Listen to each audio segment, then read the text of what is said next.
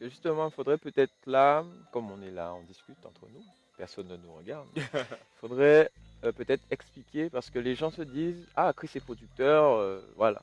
Mais dans ta production, tu emploies des gens. C'est ça. Donc, qui est-ce que tu emploies? Qu'est-ce qu'il y a à faire dans la production? Et surtout, quelles sont les difficultés que tu as pu avoir par rapport à justement cette production? Parce qu'on suppose que c'est pas facile d'employer des gens.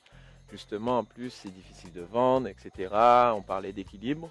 Donc, est-ce que tu peux expliquer aux téléspectateurs, on va dire, euh, Alors là, il faudra qu'on fasse attention que l'émission ne dure pas 5 heures de temps. Ah, Parce qu'il y a beaucoup de choses à dire. Mais ce que je dirais, pour essayer d'être simple, pour que les gens puissent comprendre, en fait, l'activité de producteur dans la musique, un producteur, c'est quoi? Un producteur, c'est quelqu'un qui va mettre en place tous les moyens pour faire sortir les chansons, les albums d'un artiste. Donc, il va commencer par payer l'enregistrement. Donc, il va falloir louer le studio d'enregistrement pour que l'artiste enregistre, payer un ingénieur pour faire les réglages jusqu'à ce qu'on ait terminé de faire la musique. Ensuite, il faudra payer des clips. Un clip, ça coûte environ entre 3000 et plus. Voilà, pour un bon clip qui doit passer à la télé et en bonne qualité. Donc, c'est plus de 3000 € pour un clip. Donc, ça fait qu'au final, pour sortir un album de qualité et pour pouvoir faire la promotion de cet album correctement, on est au minimum à 20 000 € de frais sur un album. Voilà. Et derrière, le producteur, il va se rémunérer sur des ventes d'albums. Donc le gros problème que nous avons ici aux Antilles et pourquoi tout le monde quasiment a abandonné la production des artistes antillais, c'est que quand tu regardes toutes les dépenses qu'il y a à faire pour l'album et quand tu vends les albums, alors tu as dépensé 20 000 € et puis quand tu vends, tu auras ton chiffre d'affaires de vente, tu as 8 000 € quand ça a marché. Donc là, tu as un vrai problème. Donc, quelle solution? Parce que bien sûr, il y a des professionnels, je ne suis pas le seul à faire de la production quand même. Quelle solution on a trouvé?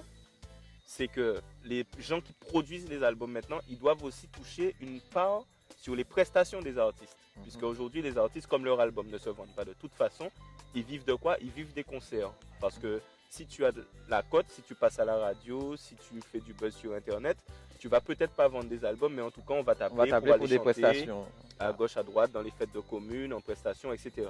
Donc en fait, l'artiste, c'est là que lui, il va gagner sa vie. Mais aussi la personne qui va produire l'album, il faut aussi que l'artiste accepte de donner une quote-part de son cachet à la personne qui investit pour qu'il puisse s'en sortir et peut-être essayer de rembourser les 20 000 € qu'il a investi sur l'album en question. Et c'est bizarre, mais les artistes n'arrivent pas à comprendre ça parce qu'au départ, il y avait l'activité de producteur. D'une part, il s'occupait que des albums.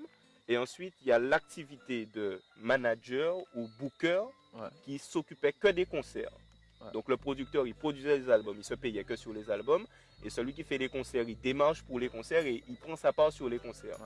Aujourd'hui, le producteur doit avoir une petite part dans le travail du tourneur ou du booker. Ou même s'il ne fait pas le travail lui-même, mais il faut qu'il prenne une quote-part sur les dates parce que c'est là que l'argent rentre. Et pour pouvoir justifier le fait qu'il paye pour tout ce qui est de la production. Et en fait, souvent les artistes, ça bute parce que des fois, ils ne comprennent pas, ils ne veulent pas partager, etc. Donc, ça pose des problèmes. Ça fait aussi que beaucoup de gens ont abandonné la production. Et maintenant, ce que j'essaie de faire à mon niveau, c'est déjà de trouver un modèle économique qui soit viable pour continuer à produire des artistes, puisque je ne pourrais pas continuer en étant déficitaire sur chaque projet local. Donc il faudra trouver le bon modèle économique, faire comprendre aux artistes qu'en fait on n'a pas des moyens illimités, puisque peut-être ils se disent, ah si Chris a décidé d'être producteur, c'est qu'il a les moyens d'être producteur, donc il n'a qu'à payer. Mais ce n'est pas comme ça qu'il faut penser. Il faut se dire qu'effectivement j'aurais pu faire autre chose de mon argent. J'aurais pu, je ne sais pas moi, faire comme tout le monde, acheter une belle maison, une belle voiture et puis basta. Mais j'ai décidé d'entreprendre, j'ai décidé d'embaucher du monde. J'ai 2 personnes qui sont en CDI chez Step Out. En CDI. Voilà. Et en plus, je travaille avec des prestataires, des ingénieurs pour qui je fais des salaires d'intermittents du spectacle, etc. je paye un loyer pour un local professionnel. Enfin, ça demande beaucoup de frais. Donc effectivement, on n'a pas des moyens illimités, même si on se donne les moyens, mais les moyens ne sont pas illimités. Donc ça demande dans une production locale une certaine compréhension des artistes, une certaine tolérance, parce que des fois, effectivement, le manque de moyens fait que on peut avoir un petit peu de retard sur un truc, on peut avoir voulu quelque chose de comme ça, mais au final, ça sera que comme ça, tu vois. Donc ça demande aussi une part de compréhension des artistes pour se dire que voilà, Step Out Production, c'est un jeune label, c'est une jeune entreprise et le label va construire les artistes autant que les artistes vont construire le label. Il ne faut pas que les gens viennent vers moi ou de façon générale dans tous les projets, il ne faudrait pas que les gens viennent en voulant que recevoir et rien donner. Il faudrait que les gens se disent, je reçois, je donne. Ils me donnent la force, ils m'apportent de la structure, moi j'apporte mon talent, j'apporte une compréhension humaine, surtout que moi-même je suis artiste.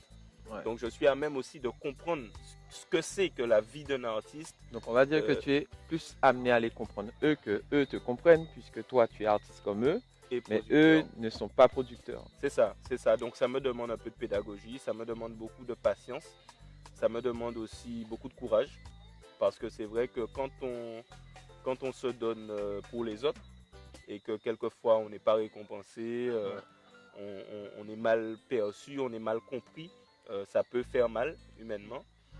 Mais je me dis que le projet en vaut le coup, qu'il y a des gens comme toi, comme Kenny, comme les gens qui sont autour, qui ont envie aussi d'avancer simplement, qui ont un bon état d'esprit, qui sont positifs.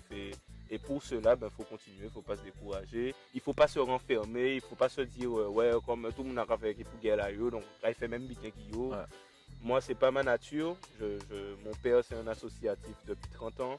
Moi-même, je suis un associatif aujourd'hui, donc je suis quelqu'un qui est tourné vers les autres de façon générale. Je ne vais pas changer ma nature pour les autres, donc je vais continuer et j'espère que ce projet que ce label va continuer à se développer et que tout ira bien. Il n'y a pas de raison.